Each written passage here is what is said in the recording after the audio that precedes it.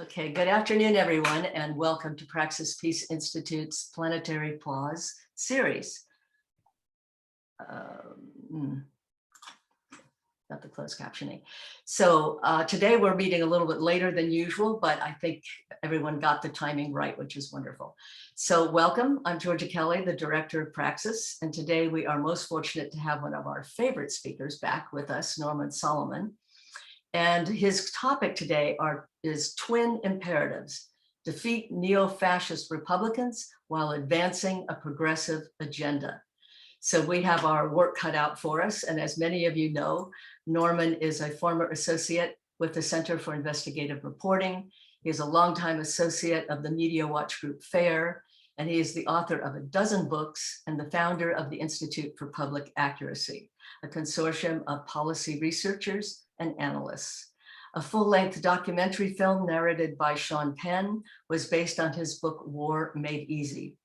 Other books include The Wizards of Media Oz, Behind the Curtain of Mainstream News and False Hope, The Politics of Illusion in the Clinton Era, and he has appeared on many television shows, including PBS NewsHour, CNN, MSNBC, C-SPAN's Washington Journal, Democracy Now!, and many others. And of course, he's been on our Planetary Pause series at least 2 times previous to this one today, and has spoken at events, Praxis events live as well.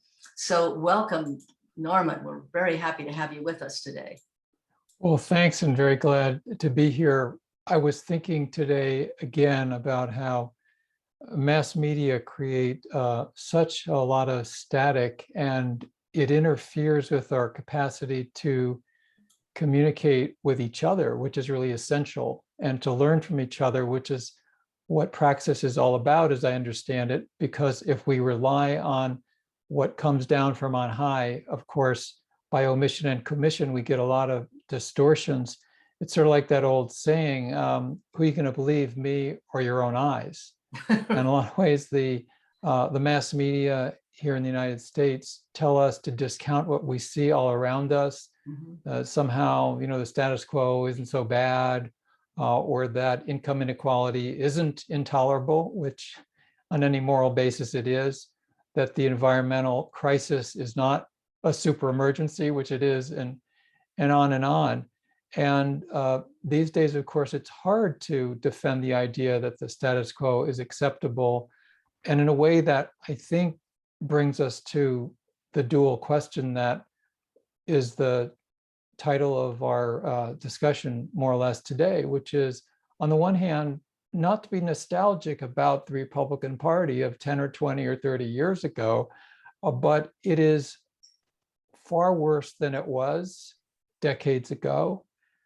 We can remember people like Gerald Ford or Everett Dirksen, who were certainly reprehensible in many ways, but I don't think we could call them neo-fascist. They caused the deaths of many, but the depth of the bigotry and the hostility to democracy has just become so much more extreme in recent years, coming from the Republican Party. And it's, of course, more than sobering and upsetting that almost half the country, according to polling and voting, is more or less in that camp. And certainly there's a solid third or more that the Republican Party can count on. The metaphorical Trump could shoot somebody on Fifth Avenue and still would be supported. Well, that's probably literally the case. Why that's happening, I mean, we can do a lot of analysis, but the fact is it is happening. And the threat of neo-fascism is with us. There's a book, I think it's by Jason Stanley, called How Fascism Works. And he goes into how the goalposts keep moving and giving us denial. And I think that's been true in the last few years, certainly not among a lot of progressives, but more generally in the mass culture, and including on the left to some degree, people who thought it even didn't matter much if we got a Biden or Trump. There's been a denial factor, which Stanley talks about, and I think it's worth considering, that he says, when elements of fascism intrude upon our society, there's a tendency, we get a tendency to say, well, well, that's not fascism, or we're shocked, but momentarily, but it becomes normalized. And so the goalposts or the definitional framework of what we think is neo-fascist or whatever, it keeps moving. And almost by definition through that process, what we're living through now doesn't have neo-fascist elements, but if it gets worse, then it would be. And often we think, oh, well, if they're not goose stepping, or they don't have certain regalia or symbols or specific rhetoric, that it's not there. But not to belabor the point, but right now the Republican Party is run by people who are in the valence of Trumpism, and even if Trump disappeared, we've got a lot of people like Senator Hawley and others who are ready to step it up. So I think that's a very real threat that we're facing, and it is perennial and it is ongoing. And we can't, I think, responsibly evade the fact that Mitch McConnell could become the majority leader of the Senate, for instance, or McCarthy could be the speaker 18 months from now.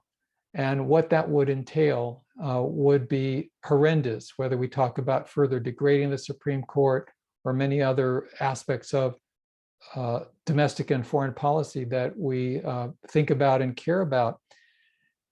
Often we're encouraged to think of a political spectrum as very linear, where, okay, you have the very right wing, you've got the Republican Party, then you have progressives represented electorally by people like Bernie Sanders or AOC.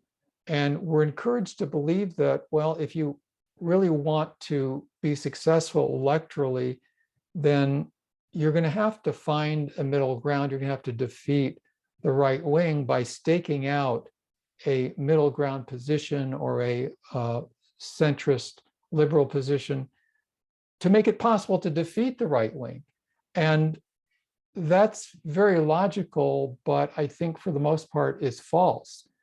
And one of the main reasons is that you can't defeat bogus, pseudo populist right-wingers with the establishment. That helps us to understand, I think, how Trump could win against Hillary Clinton. The populism, for good or ill, is rage. From the bottom, it's often based on real experience, even if it's mitigated by and twisted by misogyny and racism, as has been the case with Trump, and twisted to blame people at the bottom of the power spectrum rather than at the top, which seems almost in a way the definition of right-wing populism. So that's there. The rage is there. I mean, the degrading of people's economic and social living standards is continuous. It's spiraled downward. We've seen it, arguably since the Reagan era, and it's gotten worse and worse. You travel around the country or in the communities, you see just the degradation of what public space and public institutions remain. And so there's a thought that, well, we got to stop that right-wing progressive populism. But to claim to be able to do that and to offer as an alternative the status quo, I think in the long run is pretty much a born loser, especially when you look at the need to mobilize the progressive base, young people, people of color, progressives, that you've got to give them something to vote for. And also the fact that those who are angry, who are upset, who feel their living standards degraded, really require another door to walk through for their populism. And when the only door that's avowedly opened is by people like the Trump fanatics, then there's not a space to go into otherwise. And I think part of the battle within the Democratic Party at the national level and elsewhere is, will the Democratic Party offer a progressive populist door, or will it stay nailed shut? And although Biden hasn't been on domestic policies as bad as I thought and as some progressives thought, his foreign policy, I think, as bad as we pretty much expected, he still represents more or less the status quo, and he still represents a Democratic Party power structure that says, we don't want to present any full-throated populism at all. We want to keep a progressive populist door nailed shut. That came very much to the fore in the special election that Nina Turner ran in Ohio, where several $million and lots of vitriol was thrown at her. And you had the leadership of the Congressional Black Caucus literally go to the 11th District of Ohio on that last weekend to campaign against Nina Turner. You had corporate Black leaders of the Black Caucus campaigning against a progressive Black woman in favor of a corporate Black woman to get her into Congress. We're seeing that now in the race in Buffalo, where a progressive populist, a democratic socialist, won the primary. India Walton won a primary against a 4-term mayor, both of them African Americans, against a 4-term mayor who has twiddled his thumbs and helped the corporate realty interests and the developers to carve up the city of Buffalo, leave low-income people in crummy housing, help rich people to gentrify and build really fancy business buildings. And here's a guy who stood by now for 15 years while children were dying from lead paint poisoning in the city of Buffalo. Mm-hmm. And so when he loses the Democratic primary, the business interests freak out in Buffalo because what India Walton's offering is precisely that progressive avenue, that progressive door. And as you may have followed, Byron Brown, the incumbent mayor, is now running a write-in campaign. And ironically enough, but tellingly enough, he's being supported not only by the business, quote unquote, community, not only by Democrats who are appalled at the idea of India Walton becoming mayor, but he's also being supported actively by Republicans and also being actively supported by some avowed racists. For instance, Carl Palladino, who is a big Trump supporter, who a huge developer in Buffalo. He's raising money for the incumbent mayor. He was kicked off the Buffalo School Board because he would put out images publicly of Barack and Michelle Obama being monkeys eating bananas. I mean, this is the kind of racism that has aligned against India Walton in favor of an African-American mayor, because the class interests of the racists and the corporatists in the Buffalo area is completely aligned against any sort of progressive door being opened for the politics in Buffalo. And I think we're seeing in various forms that around the country. So I just sort of close and appreciate comments and questions by saying that I think sometimes in less dramatic form, these kind of battles are in the offing for next year all over the country in literally dozens and dozens of congressional races, supervisor races, state legislatures, mayors. This is going to be going on in the electoral arena. And meanwhile, of course, we know that electoral battles are crucial, but they're by no means everything, because ultimately it's social movements that can create change, both in terms of government and in the society as a whole. There's a couple of things I wanted to ask before we go to questions from the audience. You brought up a very interesting point a while ago about people going for the status quo or the middle, or being encouraged to find the middle ground. And as George Lakoff has pointed out a million times, there is no middle. The middle is always being defined by whatever the stronger party is. I mean, the middle has been moving right for a long time. And how to get that message across to people, I think, is really important, that there is no real middle. The middle is dependent on what is framing it. It has no ideology. It has no real purpose, except the status quo uses it to sound rational. And I think that's one of the things we're up against, is this isn't rational because it's never stationary. So that was one thing I just wanted to comment on what you said. The other was to go back to what you were saying about the Trump and Trumpites. We recently, well, a while ago, read Hannah Arendt's book, Origins of Totalitarianism. And one of the things she said in that book that I think is so pivotal or really informs us about Trump and people like Steve Bannon is that they understand how you keep people engaged. And one of the things she said authoritarians always do is they're constantly sowing disorder. They have constant movement. So here's this thing going on in Arizona. Oh, well, they just found out Trump didn't really win. Well, now they're going to do it in Texas. So they keep doing these things to keep their base engaged and excited. And she says that is a typical type of thing that authoritarians do, totalitarians do. And I don't think most people understand that kind of movement, that it's keeping that base energized and supportive. So I wanted you to kind of comment on that. And then there was one other question I had, but maybe you could comment on that first. Yeah, thanks. For good or ill, a culture of engagement can be extremely powerful, as you're saying, Georgia. And I think it's astroturf when it comes to something like January 6th or the Tea Party and so forth.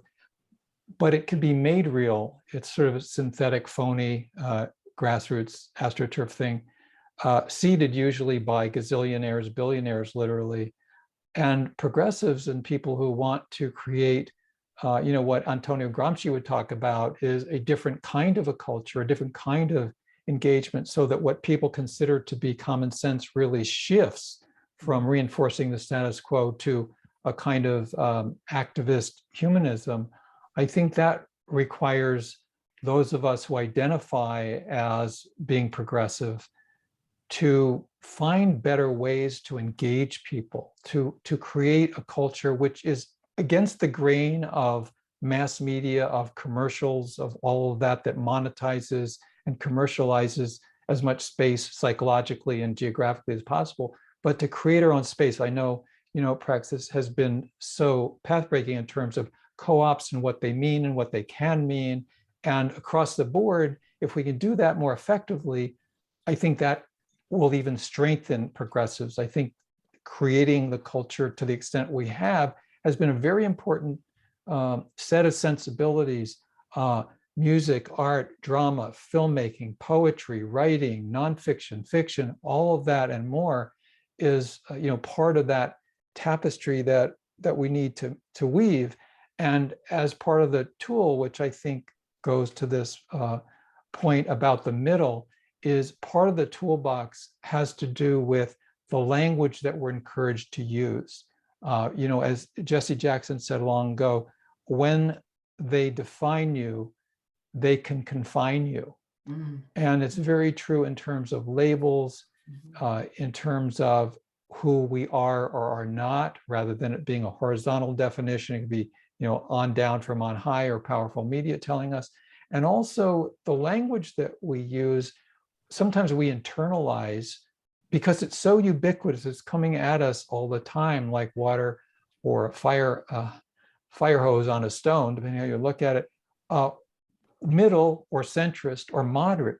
I mean, if you look at who the news media call moderate in the US Congress today, what is moderate about a constant warfare state? What is moderate about watching passively while the climate emergency gets worse and worse, where there's so many toxic chemicals? What's moderate about letting children be malnourished in this country en masse, let alone overseas? And we could just go on and on, that there's nothing moderate about those policies, but we're told that that's moderate. And often, on the left, we might start to say, oh, well, they're moderates. No, they're not moderates. Maybe moderate means they don't make waves. Yes, exactly. They're in sync with the current status quo. And, I think it was the theoretician Clausewitz said, every conqueror is a lover of peace.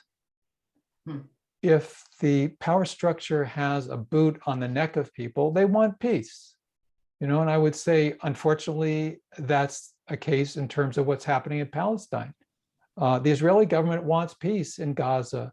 They want peace in the West Bank because the rights of several million Palestinian people are being suppressed. So if you are the conqueror, and you're in control, of course you want peace. And in the class war, you also want peace. Why would you want strikes? Why would you want people unionizing at an Amazon factory, Amazon warehouse, or fast food workers? You don't want them having upheaval and picket signs and protests or any of the rest of that. One of my pet peeves is the internalization of the word defense. And I'd acknowledge that there's something called the Defense Department or the Department of Defense, and you have to uppercase the D's. But I could have the most sumptuous, I could probably go to the French Laundry if I had $1 for every time I've heard progressives talk about the defense budget, lowercase d defense budget. I have nothing against having a defense budget. It's too bad we don't have one. Anybody who thinks that the 750 odd billion dollars that was just voted for the Pentagon, which doesn't include most nuclear weapons, but just the Pentagon, what, $2 billion a day, is that for the defense of this country? But when we give that ground and we use that terminology, then we're operating even more on the terrain of the propaganda we're trying to fight. Yeah, I think Lakoff would agree with you completely. We've assumed their monikers, their way of defining things, and then we get confined by that space as well. I want to just do a two-part before we go into getting questions from the audience. One is the subpoenas that came down today, and I'm particularly interested in seeing the subpoena that came down for Steve Bannon, because he is really the mastermind and has been behind Trump. And I mentioned to you earlier that we had read Mindfuck by Christopher Wiley, who was a worker with Cambridge Analytica. And he described basically the work that Steve Bannon was doing with Cambridge Analytica, which is so damning. I mean, it's treasonous. So I'm wondering what you think will happen with these subpoenas. Do you think he will be ultimately, I guess more than subpoena, but jailed? And do you think they'll finally go after Trump? So that's one question. And the second one is, where do you think the military stands with Trump? I feel like we came a lot closer to a coup on January 6th than we really realized. And where do you think the military stands with Trump, basically? And is that a danger that we're looking at in the future? On the first point, I don't have a lot of confidence in the court system solving our problems around neo-fascism.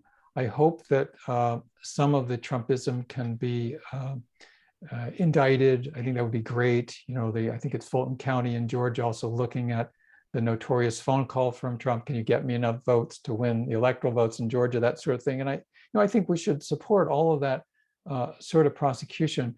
But that said, I mean, the court system ultimately has, and even less so in recent years, it's been very reticent to step into what it considers to be the political terrain. I think that's most, and when it has, of course, there's a notorious 2000 Supreme Court decision, Bush v. Gore. We have that clear problem of who is on the Supreme Court now, and that cascading effect of losing political power and losing the Supreme Court. So that could be, even if something good happens, it can be appealed.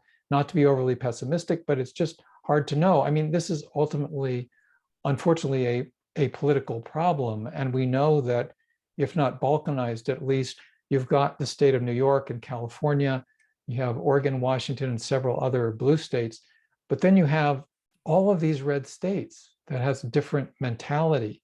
And a lot of the appeals courts and district courts and appeals courts have been filled by Trumpists. This is unfortunately, where we are. So I think we'll see what happens on that. No matter what, we'll have to keep organizing politically. That's who got on the bench. Ultimately, it was through a political avenue. In terms of the military, it's really a fascinating, I think, really complicated question. There's an effort somewhat to combine parts of the right-wing condemnation of the deep state with a left analysis. And I think the most pronounced example of that is Glenn Greenwald. For those who bring themselves to watch Fox News, and probably the most influential white nationalist, white supremacist in the country right now, Tucker Carlson, you've seen that Glenn Greenwald has become a favorite on Fox News in general and on Tucker Carlson's program in particular. And one of their joining points is with their shared condemnation of what they call the deep state, by which they mean, of course, the CIA and certain aspects of the US military and intel establishment.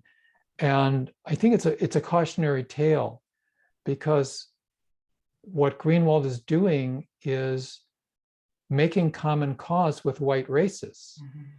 And I say this as someone who I have agreed with so much of what Glenn Greenwald has said and done over the years with Snowden, his critique of Russiagate and so forth. But he's gone over to an ideological coalition, if you will, that condemns out of convenience and through a particular ideological lens the military intel establishment. So it's a sort of a model of left meets right. And of course, US militarism continues to be horrific in US foreign policy, but there's sort of a shape shifting that's gone on. You remember Trump ran as both an anti-war candidate in 2016 and a super patriot, support the troops, and he did it again in 2020. And so I think the military overall, and General Miley and so forth, sort of reflects this. The military wants stability. I don't think they're fascist per se. I think they were bothered by Trump for some good and bad reasons. They were bothered by Trump in part because, as the Bob Woodward book is saying now, in a conversation with Nancy Pelosi around January 6th, the top military person, and she agreed that Trump was crazy. So, if you're a military person and you're at the top of the chain of command, you probably don't want the commander in chief to be insane. So I think there's a breach there. And that's a bridge way too far. The military doesn't like Trumpism for that reason. They also don't like him because, as erratic as he wasn't as much of a warmonger as they wanted. And arguably, not in his rhetoric necessarily, but I mean, how many people did George W. Bush kill through his orders? A lot of people. How many people did Obama kill through his orders? A lot of people. Obama ordered more drone and other strikes than George W. Bush did in their each respective 8 years. Trump ordered a lot of bombing, but it's a high jump over terrible standards, but he killed fewer people. So, and the military felt that Trump was not supporting NATO sufficiently. And so I think there's a lot of ambivalence. I would sort of sum it up that way. Okay, that's very, very interesting. So I'm going to go to the audience now. Any of you have any questions that you'd like to start with? It looks like Rocky does. You want to unmute yourself, Rocky? I did. Oh, yes. You compared Bush and Trump. Many people have said that Trump literally lied for most of his time in the presidency. Let's take a look at Bush. Did he ever tell the truth? I think that he did occasionally. Not but getting important things like war in Afghanistan or Iraq, the core of his message was to be deceptive. Yeah. Obfuscate. Exactly. Yeah. Seems to be the core. Anyone else? I know we've got other people who've told me they want to ask questions. So now let me go to someone else, Rocky. Yeah, but I'm looking. Rocky, oh, sorry. No, go ahead. Did someone else, if no one else is putting up their hand, I'll go back to Rocky. Oh, wait a minute, I have, see Brian. Brian, go unmute yourself. Katie as well after. Okay, Brian and then Katie. Thanks for being here today. My question is, do you see us, who do you see taking over the Senate and the House in the midterm elections next year? What are your thoughts on that? Well, I hate to be so pessimistic. I think I will be astonished if we were talking next year and Republicans don't have a majority in the House. I would just be flabbergasted. It could be prevented, but so many factors are against us. The gerrymandering that's involved, the state voter suppression laws, many of which are not going to be reversed apparently by the US Supreme Court, the consequences of the Democratic Party doing really badly with the crucial state legislature elections last year, which then led, of course, to the redistricting and gerrymandering capacity of Republicans. So there are so many factors, and of course the House is a very tight margin. And then you have the history. I think it's 2 or 3 times in the last century, maybe 2 only, maybe 1 only, when the midterm elections were not a gain for the out of White House party. So it's pretty grim. The Senate, might be close to a coin flip. Well, that's startling. Okay, Katie. Unmute, Katie. Thanks for being with us, Norman, so Sure, much. Sure. Really, especially satisfying in this COVID isolation day in this era.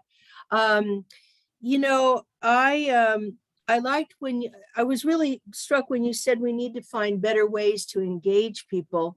And I think it's a bigger deal than it sounds in that I'm a psychotherapist, and what I see all day in my work is learned powerlessness, and it's deep. It's very, very deep in the human psyche and in this patriarchy. And I see it now amongst my friends. Some of them are people Georgia knows, who I won't name, but I'm only saying that because these are pretty much scholars. I mean, some of these people are not stupid, and they have thrown in the towel to some extent regarding their engagement in politics, at least in conversation with me. There's a kind of let the kids handle it, we're over it. So I don't know what you can say further about what we can do about the apathy or the lack of passion. But when Helen Caldicott came on this Zoom with this group a while ago, I was really stunned by her ability to message. And I think we need more people like that, especially women. That's I guess it's more comments than questions, but how do we get power to the people? Yeah, thanks for that. I mean, it's so crosshatched with the political economy, who controls economic offerings and capacities. It's hard to get a job that doesn't exist, that affirms your creative capacities. And it's also, just sort of mass culture where there's so much messaging that says it doesn't matter what you do. All you should do is go out and vote. You should be, it's role modeling is mostly passive, other than staying within fairly narrow bounds. And then when you were mentioning that, I had one memory of reading a book by Bill Fletcher, the union activist and writer, and he commented, and it made me think of, say, the North Bay Labor Council that I had some experiences with, and sure Ben and others probably know Lisa Maldonado, who was there for a while, and we have some as around the country, very creative union activists. And I thought of them when Bill Fletcher was writing in his book that, given that 90% of the workforce is not unionized, why are there all these labor councils and union offices around the country, and they're only for the 10%? And you don't even see many of those 10% unionized people in there.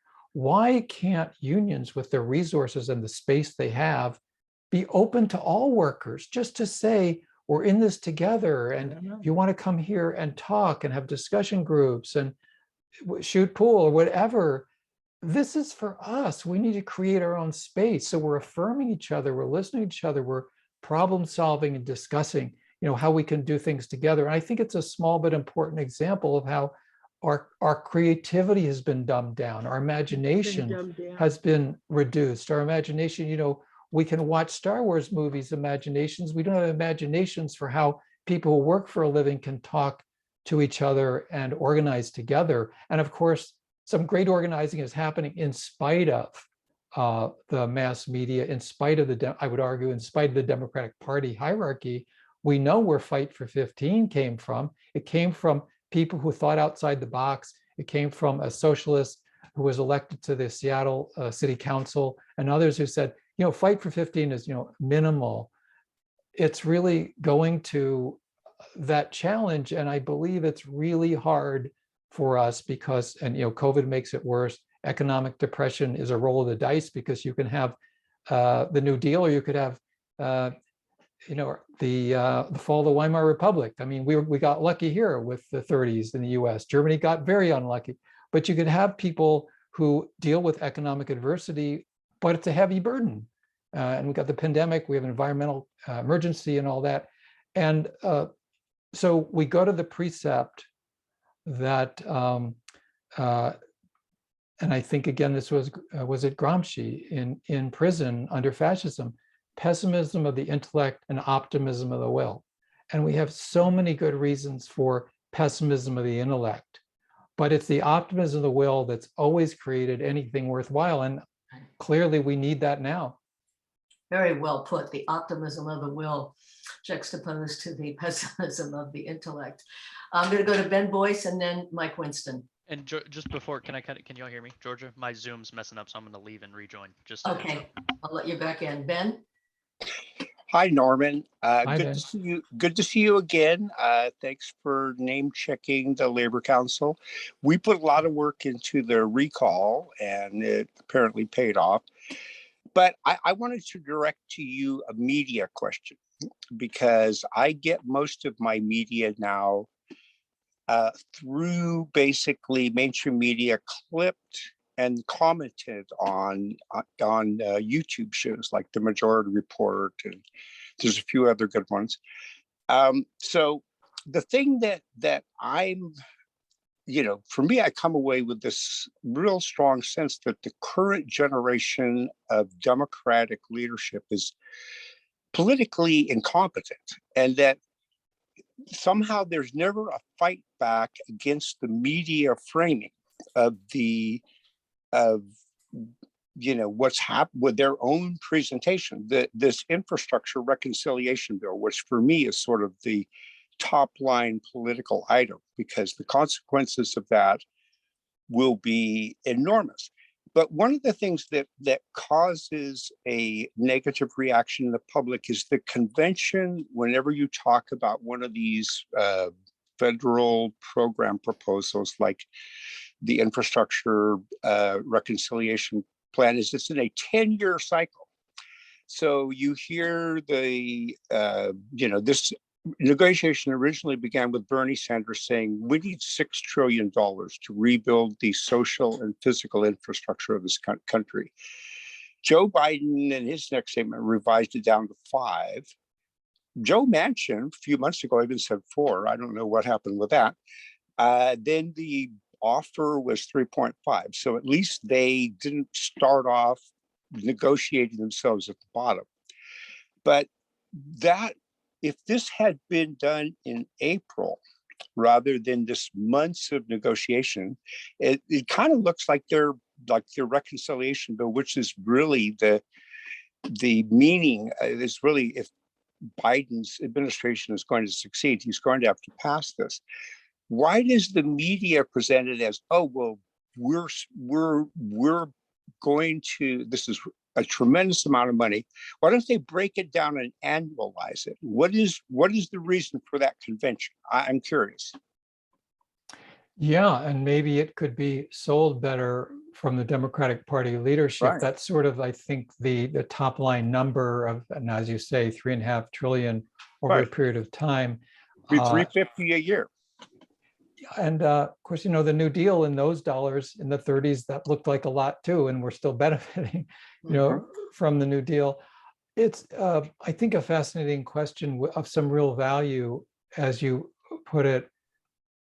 Is the Democratic Party leadership to a large degree incompetent? And I think, it depends on the issue and it varies, but it certainly looks that way quite often if we assume that they really want to be successful to move the country in a progressive direction. It sort of reminds me of the question of, was the US successful in the war on, quote unquote, war on terror, and or Afghanistan? Was the US successful in Afghanistan? Well, at the overt level, no. Just as the Vietnam War, was the US successful? No. But it was also very successful. Look at all the billions of dollars in profits that were made by the weapons contractors during the last 20 years for Iraq, for Afghanistan. Tremendous success. And then you go to the Democratic Party, a little anecdote. When I was working with other people at rootsaction.org, and we went to a meeting of the Unity Reform Commission that was set up. And long story short, because of the power of the Bernie Sanders delegates and the Bernie Sanders electoral arm, after 2016, people like Tom Perez at the top of the Democratic Party and the Clinton people, they knew they couldn't win in 2018 or 2020 if they really completely stiff-armed and dissed the Bernie Sanders part of the party. So they've had a Unity Reform Commission. And I went to a couple of those meetings. We disrupted one of them on C-SPAN because of the issue of superdelegates. And actually, we're successful in reforming the superdelegate process. But I guess what I was getting to is that Jen O'Malley was the chair. Larry Cohen from Our Revolution was the co-chair, but O'Malley was the chair. And when it came to transparency of the finances of the Democratic National Committee, the Clinton people, including her, just swept that off the table. And it turned out that she wouldn't even recuse herself. She and her friends were making hundreds of thousands of dollars from consultant fees from the Democratic National Committee. So I'm sort of circling around to say that whether the Democratic Party candidates win or lose, those consultants win. They keep making money. They keep making huge amounts of money. They control the DNC. They control the National Party. So I think they would rather have a Democrat in the White House, but I think they're sitting pretty either way. Well, that's an interesting, sobering response. I'm going to go to Mike Winston next. Oh, thanks a lot. Thanks for being here, Norman. It's always very interesting listening to you. Just a couple of quick points or questions or whatever. I can remember when I was very young at some point, my father telling me that changing the name from the War Department to the Defense Department was the greatest PR move in the history of the country. My father, and I'm like, yeah, I guess so. Anyway, I always remember him saying that. Yeah, He just, absolutely. that was really, you commented on it today. So, I mean, just think of the difference, defense. Yeah. Anyway, so also, if anybody can ever explain to me, and I don't really expect an explanation right now, but I always think about this when I hear all these talks about 3 trillion, 5 trillion, 6 trillion. Supposedly, we're a country over $20 trillion in debt. I've read that in many sites. I don't know if that's really true, but I have read that. And where does a country like that come up with 4, 5, and 6 trillion dollars? I don't know, but you don't have to answer that right now. But I'm more wondering what your thoughts are on what they're doing in Texas, and if this is really something that's going to happen, and the fact that the Supreme Court did what they didn't do what they didn't do there, and I just, I just, it's so shocking, this private lawsuit business. It just seems like it's a cartoon. It can't be real, but I was wondering if you have any thoughts on that. And that's all I have to say. Thanks. Yeah, I wrote an article a few weeks ago on Common Dreams. It's on my site, normansolomon.com, about these Texas vigilantes that are being encouraged through the state law. I mean, they're misogynists, and they are serving a patriarchal ideology that, of course, is an attack not only on women, but on poor people and on people of color. And it's transparent, but it's not a mystery to anybody, I think. And, one can't generalize all the motivations. Some people may be strictly religiously motivated or whatever, but the aggregate impact, as you say, it's shocking, and it's enabled by the political power grab of the right wing in this country, which is the fruition of, I think, a 40 or 50-year project, depending on how you slice it. The think tanks like the Heritage Foundation, well, not so much think tanks as apparatchik pseudo-intellectual arms who wrote the Reagan program when he came in and so forth.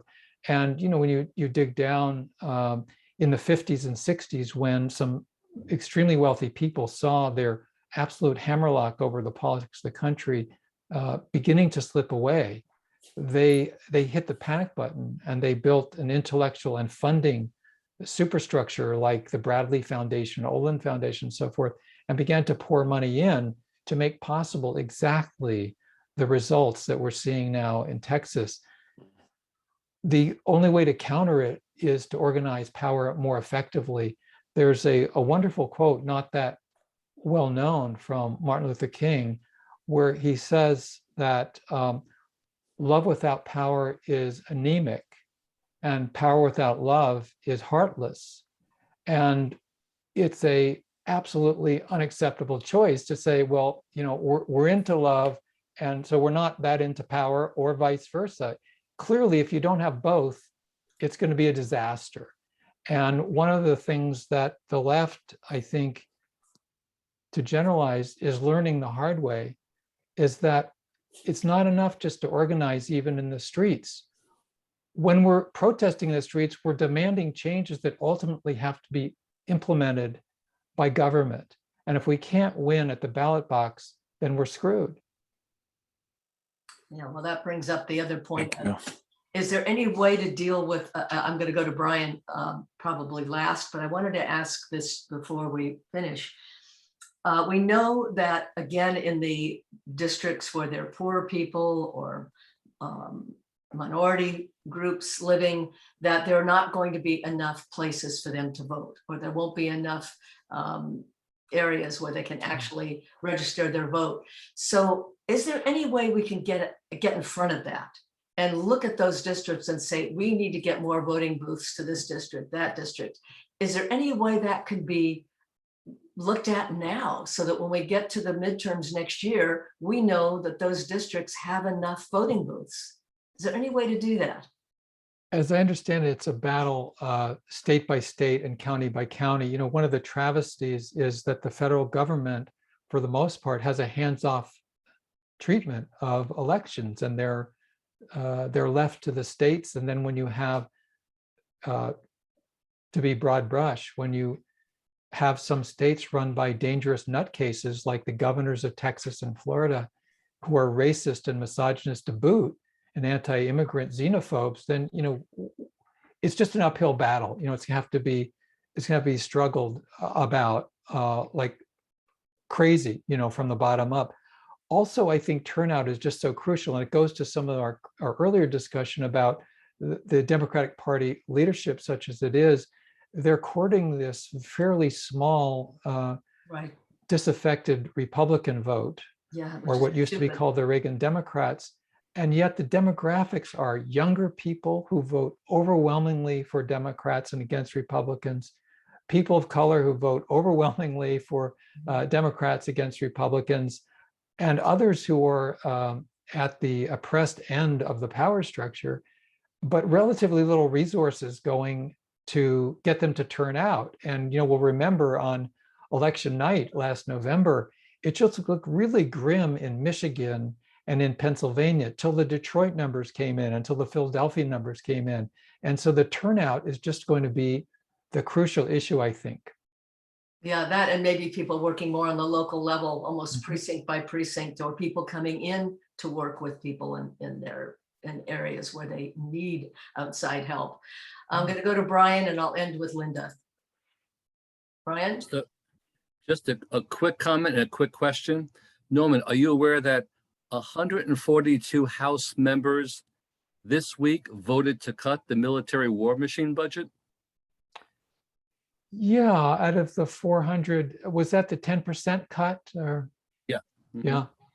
Yeah, I mean, the numbers are, that's what, maybe 30% of the House. It's the most ever to Yeah, vote against, or to vote in favor of cutting the military war machine Never budget. happened. Never Yeah. happened. We never had 142 congressional members of the House say, let's cut this balloon. yeah, it's progress because people were organizing from the grassroots and pushing. Of course, we would have needed 212, I think, or something like that, 213. But yeah, it's progress. There was a vote. John Garamendi and Ro Khanna had a amendment on reducing or cutting or eliminating the new funding for the new generation of ICBMs, so-called ground-based strategic deterrent, GBSD, and talk about Orwellian terms. They want to have new ICBM missiles to blow up the world, and they put deterrent in the name. That got, I think, about 113 votes in the House to cut that funding. So it's uphill. It's better than it used to be, and we have a long way to go. And Norman, do you think Trump will run again in 2024? Well, I don't know. It seems really, really hard to tell. I would predict with certainty that even if he doesn't run, that Trumpism will run very strongly. Yeah, I think Thank so you. too. Yeah. Linda. Just a quick question. You bring up how the Republicans have had these think tanks and they've been going at this, so strategically for so long. Where is, if anywhere, is this happening on the left? Is it happening anywhere? And where are the funding sources for the left? Yeah, it's fascinating. A lot of times when there's a counterpoint drawn between Olin, Bradley, Heritage, and so forth, it's the Ford Foundation, which is way bigger, gives about way more money, or the MacArthur Foundation or something. And it's a really key point because a place like the Ford Foundation, they'll fund some sort of good things and so forth, but they're not political, and they're afraid to get into the political fray. So you have this sort of mushy center funding that supposedly is balanced against this fanatical right-wing funding with a political agenda, and it just doesn't work. It doesn't fly. It's a flimsy counterpoint that doesn't do much good, really. We do have some institutions like Institute for Policy Studies, Economic Policy Institute, Center for Economic and Policy Research. They're doing really good stuff, and they're getting a lot of mileage out of relatively little resources. They might have a couple $1 million or a few $1 million compared to 10, 20, 30, 50, $100 million budgets. So it's a really imbalance, and people are doing the best that they can. And I know at the Institute for Public Accuracy, where I've been for 20 years, as a C3, we have that constant question of how do we raise money from foundations or individuals? And our budget's been, about $300,000 a year. And we found that when we tackle some tough issues, it really circumscribes where we can go. And I'll give you one quick example. Being in existence for 20 years, for our second and third year, for 2 years total, we got $100,000 a year from the Ford Foundation. And near the end of our second year, I went up there and talked to one of the big honchos. And he said, I've been looking at your website, and you've had some news releases that refer to the apartheid wall that is being utilized against Palestinians. Do you really have to refer to it as an apartheid wall? And I said, well, these are voices and perceptions. We exist to widen the bounds of media discourse. And that is a clear and well-documented, well-grounded assessment that there is an apartheid wall, there's an apartheid system. And, we never got another dime from the Ford Foundation, which was, we would have liked to keep getting it, but that's okay. But it's one of the ways that I think political feistiness is restrained from left organizations if they're dependent on funders who want them to not be too tough on the establishment. Yeah, I think that's a very good point, something we're dealing with as nonprofits all the time, especially ones that speak up and speak out and challenge the status quo. Can I just push that a little bit further? So is it because private money goes into the right and we don't really have any big sources of private money on the left? Is that mainly the distinction? I think that's part of it. One of the bête noirs of Fox and so forth is George Soros. And, Soros has funded some good things on drug policy and so forth, but it's sort of like, I don't know what to compare it to. It would be like putting, say, who would be the person, putting Kamala Harris up against Donald Trump. And so Donald Trump is getting all this money from all these rich people. And then people who don't like Donald Trump, they're basically liberal and humanistic. They think that the politician to fund who should get all their money, or almost all their money, is Kamala Harris. And so that's sort of their idea of the dualism. That's the frame that they think within. But on so many issues like truly institutional racism, although Harris would say otherwise, there's almost no one home there. When it comes to classism and the class war on working people and wannabe working people and children and elderly, you're not going to fight the corporate rapacious policies by backing the policies of Kamala Harris, let alone the war machine, So I think there are some big funders that are funding liberal projects. Mm-hmm. I don't think there's a lot of those institutional or individual wealthy funders who are really going to fund a vision of democratic socialism, for instance. Right. Yeah, they fund more. And sometimes they do fund things that are liberal. Not quite progressive, but not middle of the road either. But going to democratic socialism is really another level, and getting funding in that arena, I think, is much more difficult. Except we saw what Bernie Sanders did with his small contributions, and it really was impressive how much. And it really had a huge effect. And I would just jump in just to say that I totally agree with that. And I think if we look at the totality of this, that fighting in 2021 and 2022, fighting the right wing, we have a necessity of a united front with even those liberal funders, even with the George Soroses. We have a common interest in fighting the neo-fascist Republican Party.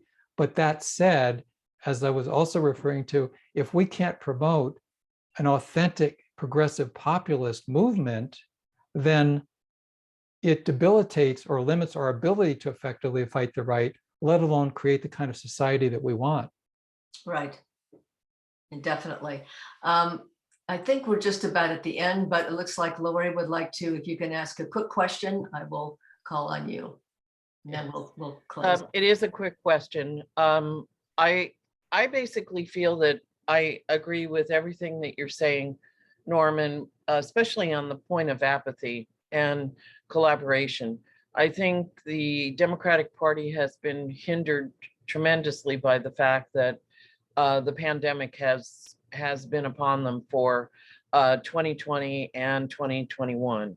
To marshal and to move forward, to meet the midterm election is going to be difficult at best because let's face it, Democrats actually think, okay, they want to be protected, they want to be vaccinated, okay, these are all things that are making them safe. Do you agree with that, or do you think that there is more than just that behind what's happening?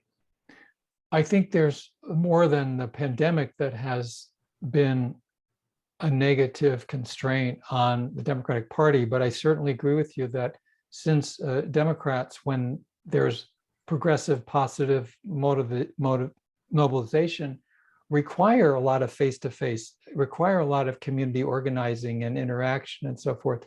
And as you say, that's been severely limited. I mean, there's a backdrop irony that arguably, without the pandemic, Trump would still be president because he was holding so many cards.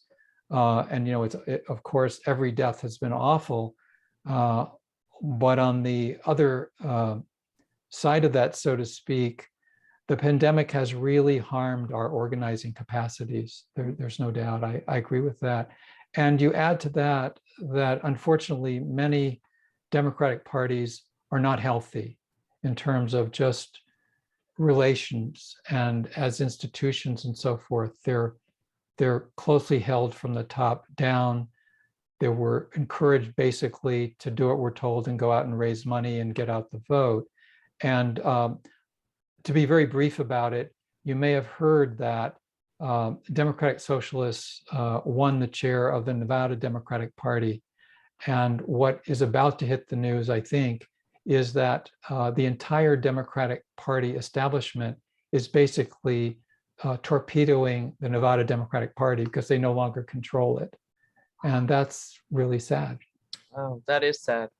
Yeah, that's very sad. Well, I think we're going to close the questions. And if you have any final things you want to say to us, Norman, before we finish the program today.